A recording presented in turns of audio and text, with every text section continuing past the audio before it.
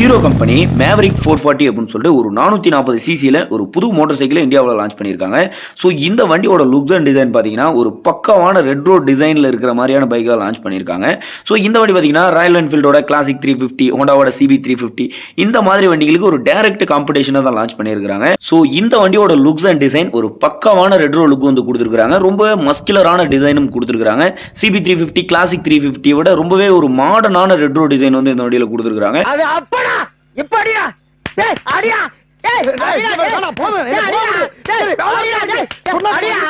So பார்க்கறதுக்கு இந்த வண்டியோட லுக்ஸ் அண்ட் டிசைன் வேற லெவலில் இருக்குது.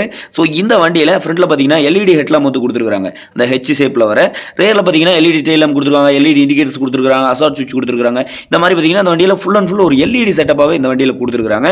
இந்த வண்டியோட இன்ஜின் இது ஒரு 440 CC single cylinder air and oil cooled இருக்கிற இன்ஜின் வந்து கொடுத்துருக்காங்க. ஸோ இந்த வண்டி ஒரு 27 BHP பவரையும் ஒரு 36 நியூட்டன் மீட்டர் டார்கையும் ப்ரொடியூஸ் பண்ணுற மாதிரி கொடுத்துருக்காங்க. ஹார்லி டேவிட்சன்ல இருந்து சேம் இன்ஜின் பிளாட்ஃபார்ம் தான் இதுலயும் கொடுத்துருக்காங்க.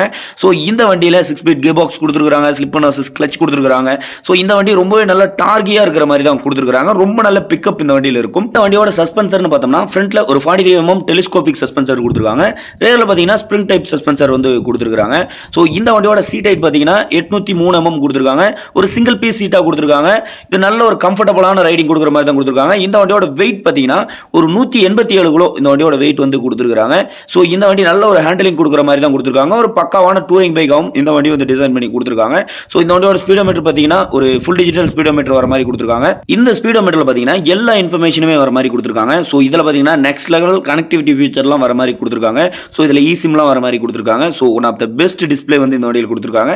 பட் கொஞ்சம் சின்னதாக இருக்கிற மாதிரி தான் கொடுத்துருக்காங்க. ஸோ இந்த வண்டியில் பார்த்தீங்கன்னா ஒரு 5 கலர் ஆப்ஷன்ஸ் வந்துடும், ஒரு 3 வேரியன்ட்ஸ் வந்துடும். இந்த கலர் ஆப்ஷன்ஸ் பார்க்கும்போது ஒயிட் கலர் பார்த்தீங்கன்னா பேஸ் வேரியன்ட். இதில் பார்த்தீங்கன்னா உங்களுக்கு ஸ்போக்ஸ் வீல் மட்டும் தான் வரும். இந்த மிட் வேரியன்ட் பார்த்தீங்கன்னா அந்த ரெட் கலர் டியூல் டோனும் ப்ளூ கலர் டியூல் டோனும் வர மாதிரி கொடுத்துருக்காங்க. இதில் அலாய்ஸ் வர மாதிரி கொடுத்துருக்காங்க. நெக்ஸ்ட் பார்த்தீங்கன்னா அந்த டாப் மாடல் இதில் பார்த்தீங்கன்னா ஒரு classy black colour and matte black வர மாதிரி கொடுத்துருக்காங்க.